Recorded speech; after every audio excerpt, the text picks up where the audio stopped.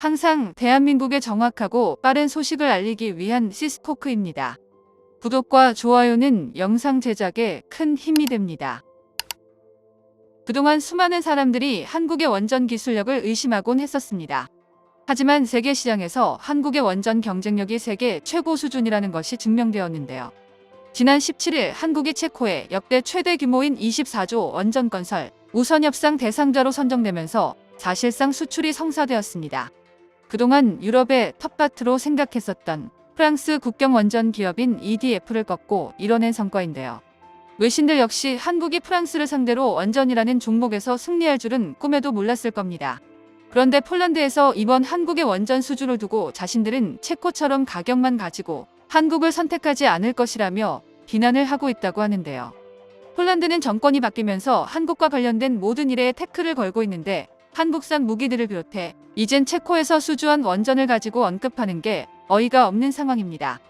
그런데 이번 원전 수주를 두고 한국이 이미 핵무기를 비롯한 핵잠수함까지도 가능하다는 전망이 나오고 있는데 이게 어떻게 된 일인지 자세히 알아보겠습니다.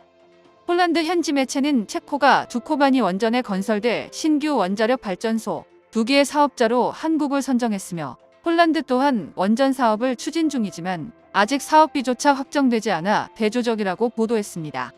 이에 폴란드 국민들은 이전 정부가 수립한 원전 사업을 진행하라는 목소리를 높이고 있는데 현 폴란드 정부에서는 체코는 가능한 저렴한 원자로를 구입하고자 했으며 저렴한 에너지 생산 비용을 중요로 하기에 한국을 선택했다며 한국산 원전은 성능보단 가격이 저렴하다고 언급했는데요.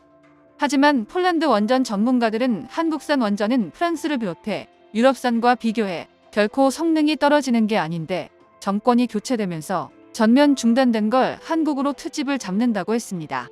프랑스 매체 르몽드에서는 프랑스 EDF는 큰 타격을 입었다며 프라하는 한국의 한수원을 선택했고 그 결과 프랑스는 다잡은 물고기를 놓쳤다고 전했는데요.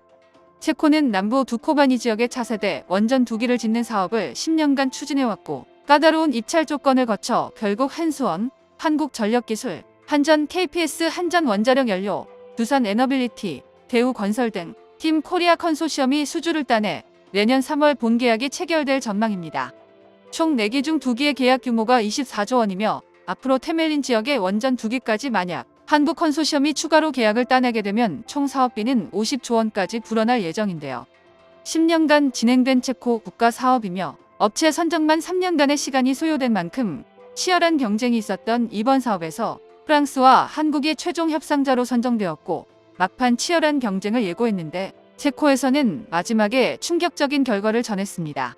한국은 무려 78년의 역사를 지닌 프랑스 전력공사와의 평가에서 모든 부분 압도적인 비교 우위를 가져갔는데 체코의 페트르 피알라 총리는 기자회견에서 한국 컨소시엄이 모든 평가에서 더 우수했다는 충격적인 발언이었는데요. 프랑스는 결과를 듣고 한국의 실력이 이 정도였다니 믿지 못했다고 했습니다. 그 이유는 프랑스는 예전부터 원전을 비롯해 핵잠수함에 대한 중요성을 강조했었기 때문입니다. 프랑스 샤를 드골 전 대통령은 핵무장이 주권 국가 안보의 선봉이라 생각했고 이 가운데 하나로 전략 핵잠수함을 꼽았는데요. 프랑스는 EDF 출범 16년 후인 1963년 최초의 전략 핵잠수함인 르드 타블함을 건조했고 1971년에 전력화하게 되는데 핵잠수함의 동력인 원자로는 사실상 원전을 수용한 것으로 모두 고농축 우라늄 또는 플루토늄을 원료로 사용하고 방사능 노출을 막기 위한 기술력이 필요하다는 점에서 원전 강국은 곧 핵잠수함 강국으로 불리기도 합니다. 사실상 원자력 개발의 마지막 퍼즐은 원자력 잠수함으로 꼽히고 있기에 현재 전 세계에서 가장 우수한 원전 기술력과 안전성을 보유하고 있는 한국이 앞으로 개발할 차기 핵잠수함에서 어떤 성능을 보여줄지 주목되고 있는데요. 그렇기에 한국도 핵잠수함이 가능하지 않냐고 많은 이들이 현재 의심하고 있습니다. 한국형 핵잠수함 도입은 우리 군의 오랜 수건인데요.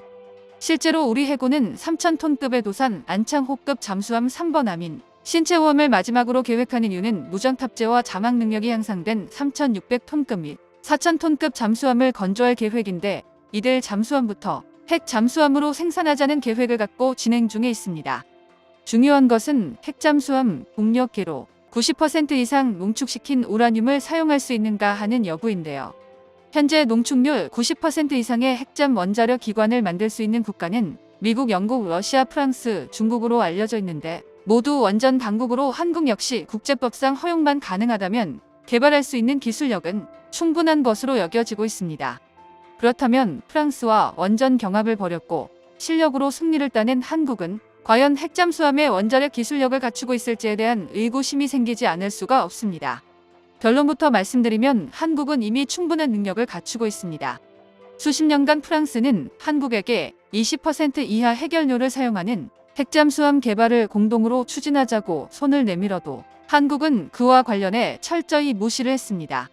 20% 이상의 핵연료를 사용하면 연료 수급의 용이함을 비롯해 특히 한미 원자력 협정 및 국제사회의 제재를 피할 수 있다는 장점을 지내고 있음에도 말인데요.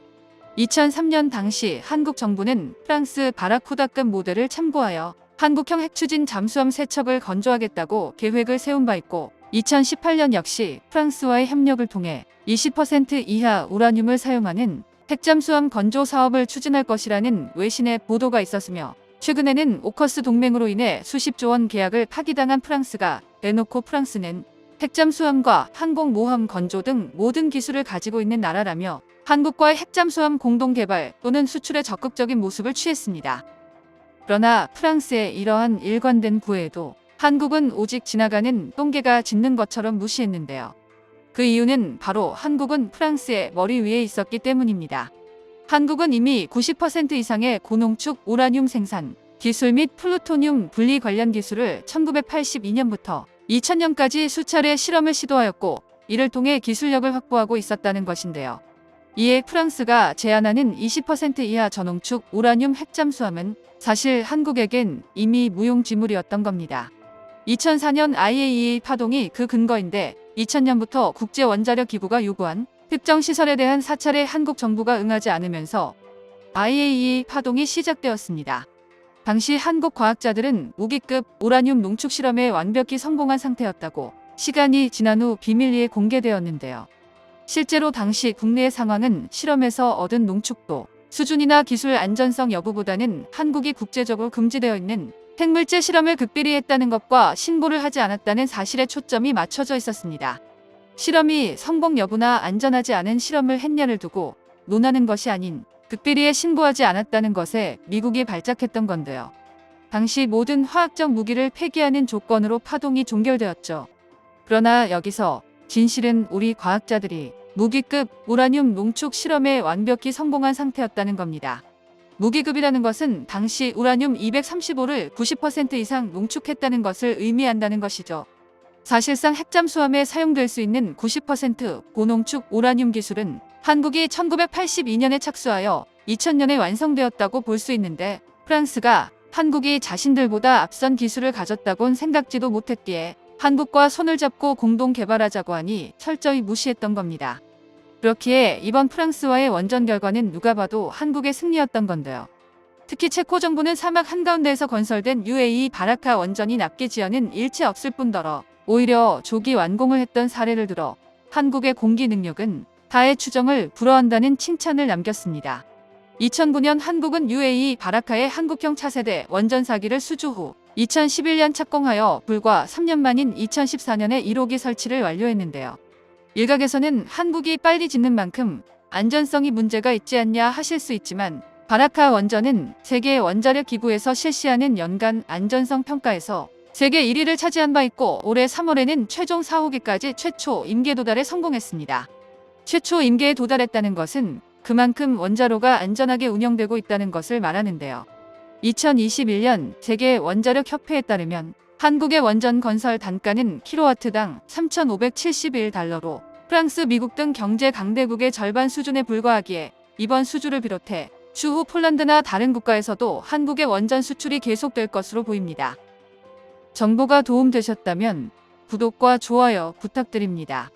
이상 시스코크입니다.